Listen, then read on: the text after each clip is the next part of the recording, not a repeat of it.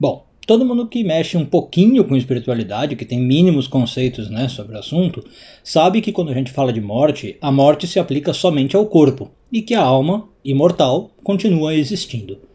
Mas na verdade, o Zohar fala que em alguns casos a alma também pode morrer, e é o que a gente vai ver no vídeo de hoje. Eu sou Yair Alon e esse é o Zohar Diário.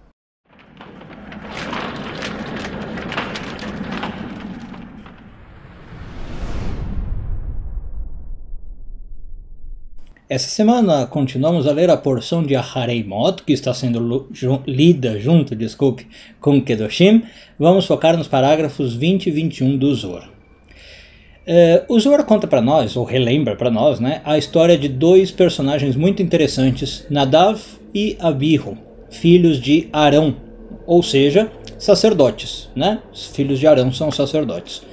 E talvez você já tenha ouvido falar a história deles, de que eles morrem, né, por entrarem no tabernáculo, e diz a Bíblia que eles ofereceram um fogo estranho. Isso é só o que a Bíblia diz. E os rabinos, os cabalistas, aí os comentários vão explicar o que Nadav e Abihu fizeram de errado. Bom, uma das teorias diz que o Nadav e Abihu fizeram é algo que podia ser interpretado como idolatria.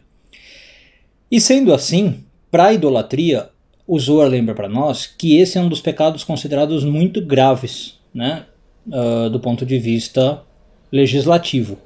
E é um dos casos em que a alma pode ser morta. Então isso pode ser uma surpresa para vocês, mas existe algumas coisas que fazem com que a alma seja morta. Em hebraico a gente chama isso de karet, né? Karet é como se fosse uma excisão, né? O termo é meio médico, mas é assim, uma alma é arrancada, ela é tirada do feixe das almas. Uma boa tradução talvez seja excomunhão, se bem que ela hoje tem o significado de tirar da religião, né? Para Kabbalah não tem nada a ver com a religião. Excomunhão é a alma ser excomungada, a alma sair do grupo das almas.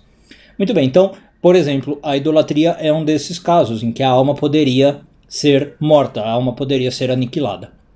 Mas ao mesmo tempo, o Zohar diz para nós que não foi o que aconteceu com Nadav e Abihu. Tá?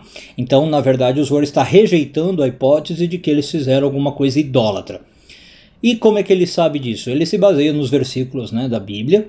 Ele diz que Nadav e Abihu morreram somente a morte corporal, como acontece com a maioria dos seres humanos, e que a alma deles continuou a existir.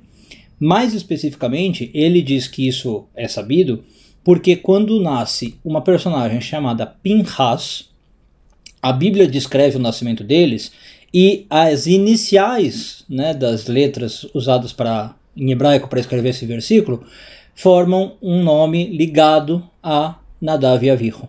Então o Zohar fala assim, olha, tá vendo? Aqui é prova de que houve continuação da alma. Mais especificamente o Zohar diz que Nadav e Abihu reencarnaram em Pinhas. E aí, se você sabe um pouquinho de Kabbalah, e se não sabe, vai saber agora, é por isso que Pinhas, a porção de Pinhas e tudo ligado a Pinhas é muito conectado à nossa saúde, é verdade, mas também à imortalidade da alma.